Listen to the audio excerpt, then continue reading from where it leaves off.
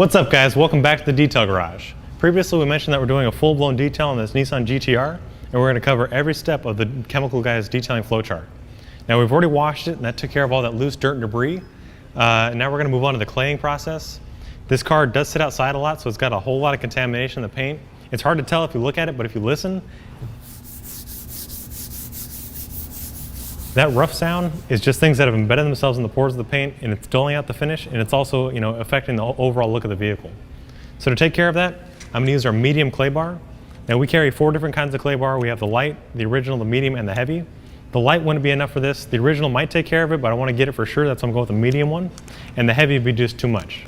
So all you have to do is take a small portion of the clay bar and then knead it up into a small patty. And since you're doing this by hand, you only need to cover about 2 or 3 fingers, making it into a small disc, which is easy to maneuver over the whole surface. Now, since this is very sticky, I like to spray the surface, and then I'll spray the actual clay bar, and then I'll spray my hand just so it doesn't stick to me. And then you want to work it back and forth in straight lines, giving light pressure. And you want to avoid going in circles, because if you do pick up a rock or a stick or anything, if you go in a circle, it's going to create a swirl, which is a lot easier to see and a lot harder to remove as opposed to a straight line scratch.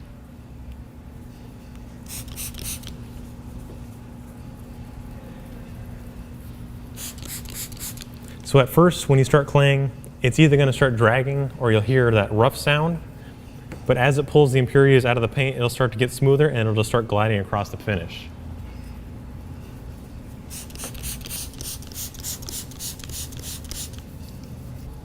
So one thing to keep in mind is, of course, you can clay your painted surfaces, but you can also clay your glass and your clear optical plastic on your headlights.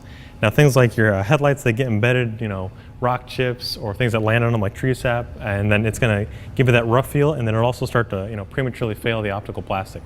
So you want to get all that kind of stuff off before you do any kind of waxing or polishing.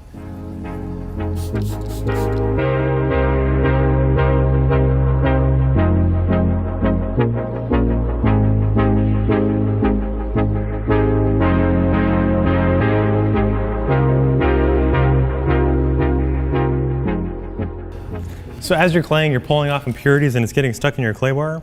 You may not be able to tell, but there's this brown ridge going on here. This is all the crap that I'm pulling out of the paint. You want to go ahead and knead up or roll your patty just so you're not rubbing that back into the surface. And also that brings up a good point. I almost dropped this clay bar. This is like a piece of gum. If you drop this, you have to throw it away. You can't put this back on the paint because this will pick up any kind of crap that's on the ground. And if you start rubbing that in your paint, it's just going to start scratching.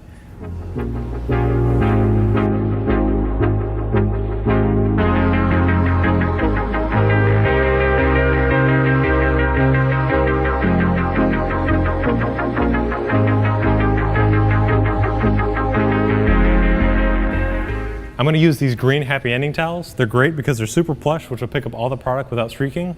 And also, since they're edgeless, they're not going to create any new scratches or swirls. Now before I start buffing off, or before you use any new towel, you want to remove the tag. This way you're not dragging that across the paint, installing fresh swirls and scratches.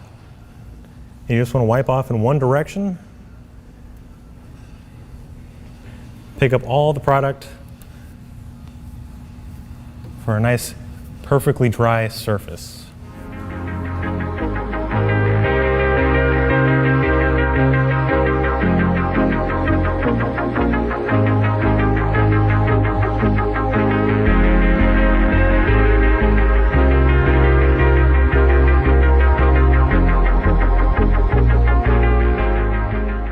So as I'm buffing off, I can feel that the surface is really smooth, it's really slick, and that's what you want to feel. You want to make sure that you got all the impurities out of the paint.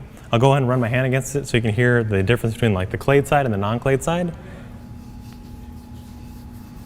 And that's a really slick finish. That's what you want to hear, and that's what you're going to need before you do any kind of glazes, polishes, or if you're going to wax the vehicle. It has to be completely clean.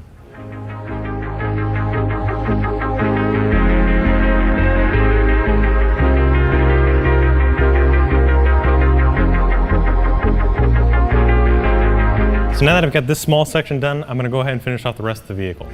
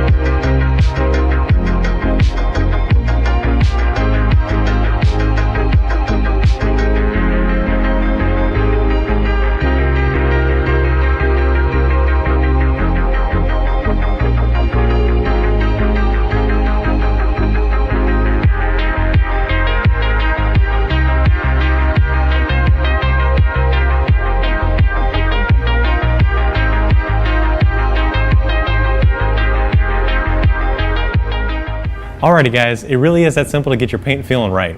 By using the medium clay bar, I was able to pull off all the impurities that were stuck in the paint and then get that paint feeling slick and smooth again. So as I mentioned before, this is part of the whole full-blown detail following our flow chart. We started off by washing it, this was claying it, next is going to be polishing.